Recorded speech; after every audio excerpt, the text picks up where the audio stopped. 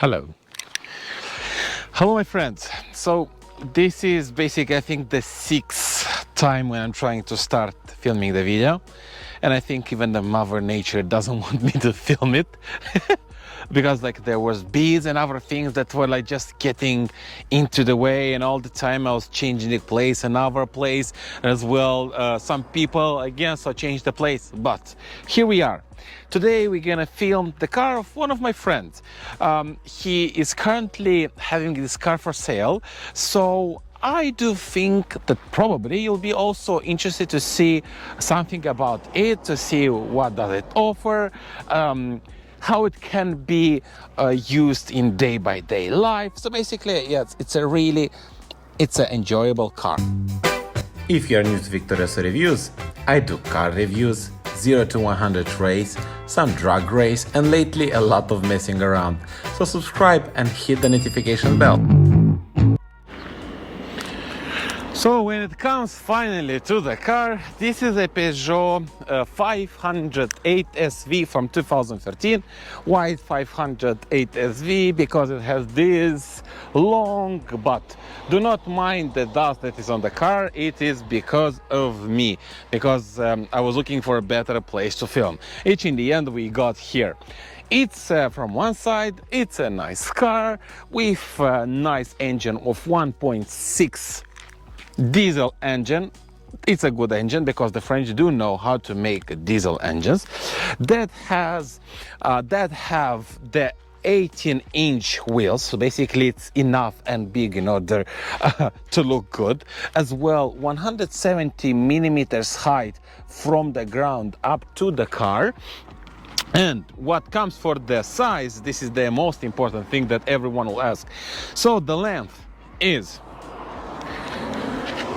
4,813 centimeters. So it's 4 meters, 81.3 centimeters. Kind of, yeah, it's big. What comes for the width is 1,476 centimeters.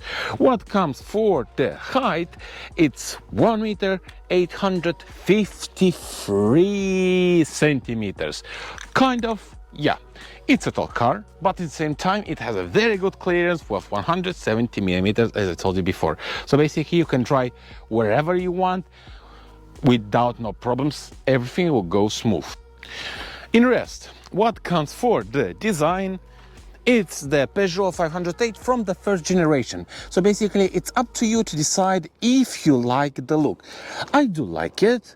I'm not sure about the SV version, but it's okay. For the age, it's 10 years old car, it still looks okay. It has the standard thing at the beginning, yes? So you have the xenon lights that starts to do automatically as soon you press for the key. But I don't have the key, so let me take the key in order to press it. Like this. We start like this. We close it. Oops, close it, and you see you have the folding mirrors automatic. Now we press to open, so the folding mirrors are coming back, and during the night the lights also start. Right now, because the sensor it's working and you have it here for automatic light and rain sensors is up there, the lights are not on, but usually they're on because it's during the night, yeah? So here you have the xenon lights, you have the fog lights. It's good looking, yep, it's a good looking car. In the back, it's the standard Peugeot that you could find in a 508 version. It could be far worse if to compare with other manufacturers for the 10 years old car, but this is look good. Peugeot, you have the parking sensors in the back. Of course, the parking sensors are not from the fabric, they were retrofitted later. It really helps when you're parking such a big car because it has some size, yes? What comes to the inside, first we have more light, so we go like this now.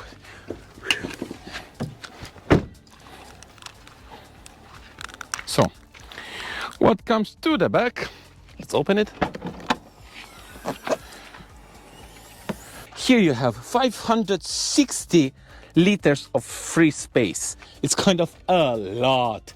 Imagine here, I'm already, so I can rest here, even getting in. If like put my legs like this, no problems. I'm all the time I'm managing to fit in rest.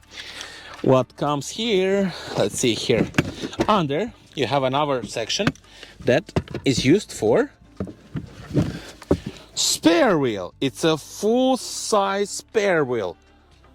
Well, that's cool. In nowadays, not a lot of manufacturers are providing with us free spare wheel. So here you have a free spare wheel from the Michelin.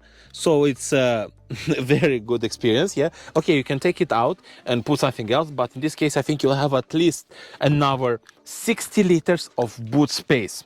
But what comes to the back, in order to access it, you just press this button. It goes down automatically and you have a flat floor. Let's see. From this side, we'll do like this. Hop, it's going down. So it's almost a flat space. But will you agree, wouldn't you agree, that this is more than enough in order to have even a picnic? Let's say you're going somewhere in the mountains. You have here 1.4 meters wide by 2 meters in the length a mattress, and you can easily sleep here even in 2 or 3 persons. That's a cool place, really. And in the meantime, because this is a plus, you have this sunroof, this amazing big sunroof. So you're staying somewhere in the mountains and you're checking these amazing stars that we don't see them all now, but they'll appear. Whoo! Oops. Of course, it doesn't have a button to close it, but you do like this. Voila! And you're here. Now, let's see how much space is inside. Here, as I told you, it's like, yeah, no, actually, this is a full flat surface. So we go down here. Now, I go right behind the passenger. It's almost the same size as the driver. Here, as you can see, I have plenty of space, like at least one of this, and I'm 185 centimeters. It's kind of very comfortable. Here you have isofix here. It should be there. Where is it? Yes.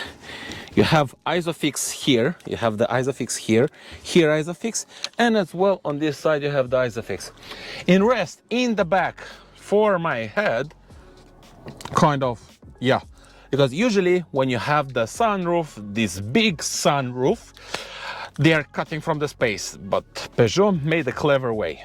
Because in my case, I have still a lot of space. And even my friend, who is almost 2 meters height, if not 2 meters, I'm not sure about that, I need to check it. But okay, even so, he fits without problems. So really a lot of space here. For the kids and wives as well, a lot of space. It comes as well with the light that can be disconnected for both sides. So it's really cool. In rest, in the standard car, you have nests like these things to hold your things. Yeah, you have the air intake. Both are like you can be connected and can be controlled. You can close any of it if in case you need it. And as well you have the 12-door sockets in order to charge one of your things. In rest you have the automatic doors here in both windows, in both sides, and 2 speakers that will 4 speakers to be more exact, 1, 2, another 1, 1, 2, basically that make you feel good. What comes for the front? Well, because this is not a small car, I need to walk a little bit in order to get to the front, which I'm doing it right now. What comes for the front?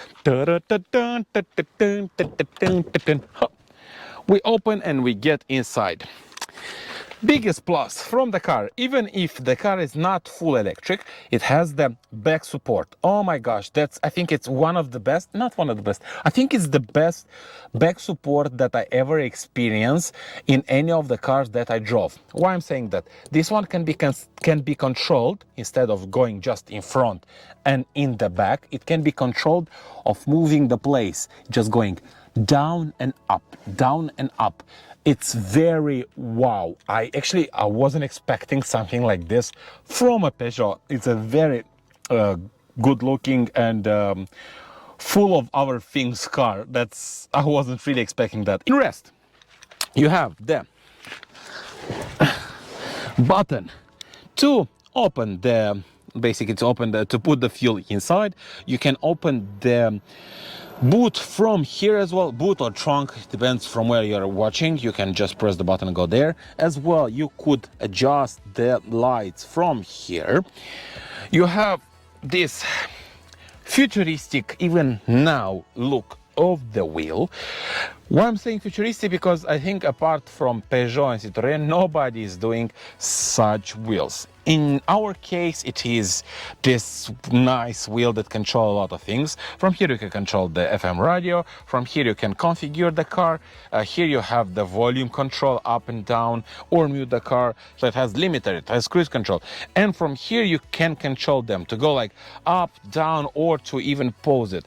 Here you have a lot of other things, including for the phone. So it's a really futuristic looking car. In our case, let me give you an example. When you start the car, how does it look inside? We go like this. We need to count on like this. So in our case, we don't have a start button or something like that. We have only the key control, but one way. You see? The car starts without no issues or questions. Let's say they close the door. Comes for the interior. Basically, this one still looks futuristic, even if it's 10 years old. This one, it still looks good. And this one is not futuristic, but still looks good. It still looks modern, up to date. Yes, it looks good. Yeah, this is the only thing that basically you can say about that. Is nothing different or nothing special. It's just a normal, good looking car. Here is the robotized gearbox, but basically it works like this. You want to go neutral, you want to go back like this, you want to go like this, and here you work like manual shifting. It's a robot, it's a Peugeot robot, if only one clutch, and basically when you're driving you feel it. Actually, I will tell you about a little bit later.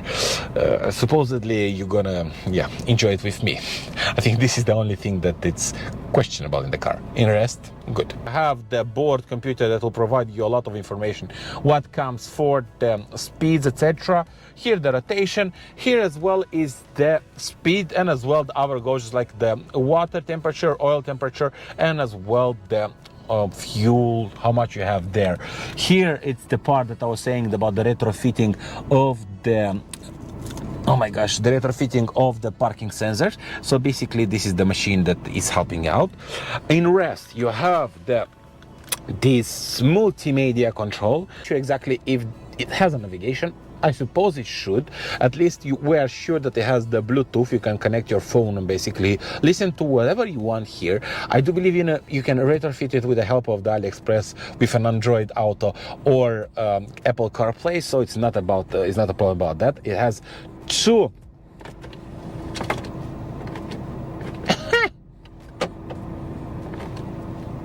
oops. Why is that working? Why is that working? Okay. So, as well, it has unexpectedly only one cup holder. I'm not sure this one should be working or not. I'm not sure on what button should I open in order to open it. So supposedly it has two cup holders. You have the air conditioning that is providing a lot of cold air. You have two zone control. Basically the driver and the passenger can control the speed of the whatever they want and the temperature. Here you have all the control what comes for the multimedia control. As well, here it is the lighter in case you need it, and you can keep some spare change, as my friend do. Here in our place where you can put your key in case, I don't know, you leave it somewhere. Here is the, oh my gosh, okay, here is the armrest. It's good to have it, but by pressing the button you move it in front and in the back. It doesn't have the option to be open. I'm not sure why did Peugeot did like that, but it is like that. Brake, hand brake, that is manual and not automatic. From one side, this is very good in case you want to do any drift. Yeah, unfortunately in this car you will not be able to do any drifts. So in rest you have, let me see, you press the button, you have a kind of, actually the glove box is very similar to what I have in Megane. Literally, I think it's the same size. Even if the car is big, it doesn't mean it has a very big glove box. At least in my case, by pressing the button, it doesn't. From the other side there, by usual, you can close up the front airbag in case you have a kid. Doesn't have, let me check, does it have, but yeah, you can put a kid in front, but it doesn't have any, it's called isofix. So basically, yeah, you want a kid in front, you need to just close the rest. You have the four you have the 4 automatic windows in front control, as well control of the front window mirrors. As well, you have this thing that is very funny because it's showing actually a kid. If your kid is annoying and closing the and open the windows all the time, you can just block it and voila, all your problems are solved. In rest, you have a very big window. Basically, you can see a lot of things in the back. It's enough? Yeah, it's enough. Even if the car, it's the end of the car, it's far away there, still it has a lot of space. My back support, it's exactly as I need it. I'm sitting very, very good. Here you have even a small thing to help you in case you're going up, basically to rest your legs. Yep, I like it. Yes, they're very comfy, very, very comfy. When it comes for the driving, my friends, this is the thing that basically everyone, I think about it. How the car will drive. Let's see how will the car drive. So, as I told you initially, the car comes with 1.6 diesel. And I'm driving it for 1.5 days. And I do believe there will be a lot of people into the comments that will let me know that I'm not saying something right or good about the car. So, but it's just my point of view, so please bear with me. When comes driving this car in this nice place like Finicaria next to in Limassol, Cyprus, it is a nice car to drive. I think it's a very nice cruiser when it comes for the long runs. When you're going somewhere and you just need to be sure that your butt will be rested. What comes for the speeds, in case you are thinking buying a car that is how I call it, a sports car. This is not a sports car, even if you are trying, even if you would like to, but this is not a sports car. And basically it's not a sports car almost because of the gearbox. The gearbox, actually, it's one clutch robotic gearbox, which by example my friend recently changed the clutch. So even if with a new clutch, I not like is the way as how the robotic clutch works. Is not about even the car, it's about the way how the Peugeot did it. That's the main question. Because I drove different cars. Right now I'm driving a BMW. As well, I have a Renault Megane. And even their car, the Renault, is driving differently. Renault, it has like a dual clutch, basically, robotic and robotic transmission. And it's still, you do not feel anything to remind you that there's a robotic car. But in the meanwhile, even if the clutch is like that, as you see, you can drive this car like a normal sedan car. Even if it's not a sports car, it's very versatile. It like just really go where you need it. You actually, by driving this car, I never thought Never really I never thought of the car that that is long or it has so much space inside. It's driving like a normal sedan car. I suppose you know how it's that. If you drove a sedan car, even like maybe not a hatchback, because you feel a little bit of heaviness because it's not a small car, but still it drives very well. In rest, like the visibility, it's really good. You have a very good visibility in front. The visibility on the right side, on the left side is also very good. These pillars do not influence a lot when it comes for the visibility. You need to get along with the robotic transmission. I think this is the only thing that will be very different from anything you drove. Even if everything is smooth, you still need to get along and to get used to it. About anything else, it's comfy. It's very economical car. As I understood, is not consuming a lot of diesel. It's around, I think, 6 liters into the city of economy. Only 6 liters in the city is not so much. The engine of 110 horsepower will not give you the option to go along very fast to be sure that you're gonna have a lot of time to do the change. For example, when you have it with the BMW, here you just need to be really sure that no car will come along, and you have plenty of space in order to just to pass by the front car. When you're pressing for the acceleration, the car doesn't react at the same time. It needs around 1 second basically to make a decision to drive or not to drive. So this is another thing to think. Oh my gosh, yeah, that's another thing to think when buying a Peugeot 508, even buying a Peugeot, because it's not about this car in general, it's about the Peugeot in general, the way how they constructed their robot transmission and the way how it's communicate with the engine and the acceleration around that. But in rest, I think the biggest plus what comes for the French cars and what's related to the French cars, it's their suspension. Oh my godable, there are no cars, I think, okay, maybe they are like the cars that are coming on the air suspension or something like that, but the way how they constructed the suspension, I think they made it especially for their roads in France, especially if they have a lot of old roads that are built from the centuries. So it's constructed in that way that it eats the road. It doesn't have no sound. The insulation, by the way, is very good inside. Even now, if I see, like, I'm not whispering, but I'm not screaming.